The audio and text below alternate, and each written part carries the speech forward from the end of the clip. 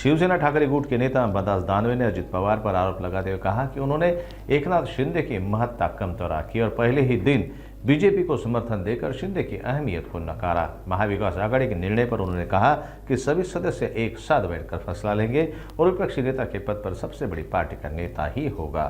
वाटतं अजून बाजारात तुरी आहे, त्यामुळे ज्या तुरी बाजारात आहे अजून त्याच्यावर फार चर्चा करावी असं मला तरी वाटत नाही, कारण अजून या सगळ्या गोष्टीचा खुलासा व्हायचा आहे आणि खुलासा झाल्यानंतर या गोष्टी होतील। महाविकास आघाडी एकत्रित बसून याच्याविषयी निर्णय घेईल।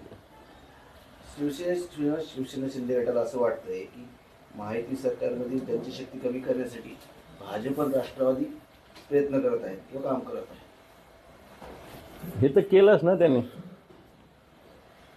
हे तर त्यांनी केलं। पहिल्या दिवशी अजितदादांनी पूर्णपणे पाठिंबा देऊन एकनाथ शिंदे यांच्या पक्षाचं जे काही महत्त्व आहे ते कमी केलं, कारण एक क्लिअर झालं की एकनाथ शिंदेंचा पाठिंबा असो नाही तर नसो, भारतीय जनता पार्टीचं सरकार येईल अजितदादाच्या एका पाठिंबा, कारण भारतीय जनता पार्टीचे 133 प्लस त्यांचे 5-7 अपक्ष प्लस राष्ट्रवादीचे 40-41 म्हणजे अजितदादांचे, हे त्यांच्याकडे क्लिअर होतंच। त्याच्यामुळं मला असं वाटतं आपोआप हे महत्त्व कमी झालेलं आहे। नाही, खरं तर चित्र अति रंजित आहे बऱ्याच ठिकाणी, कारण मी स्थानिक सगळ्या पदाधिकारी अधिकाऱ्यांशी चर्चा केली। ठीक आहे, दगडफेक झालेली आहे मोठ्या प्रमाणावर, निरपराध लोकांचे दुकानावर हल्ले वगैरे झालेले आहे, संविधानाचा ज्या पद्धतीनं प्रतिकृतीचा अवमान झाला याच्याविषयी ताबडतोब जर प्रशासनाने कडक पावले उचलली असती तर मला असं वाटतं पुढच्या घटना घडल्या नसत्या।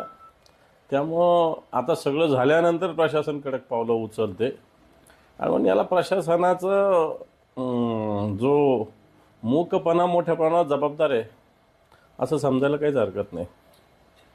दिवसाढवळ्या परभणीमध्ये हत्या झालेली आहे, 3 आरोपी अजूनही मोकाट आहेत। एक लोकप्रतिनिधीची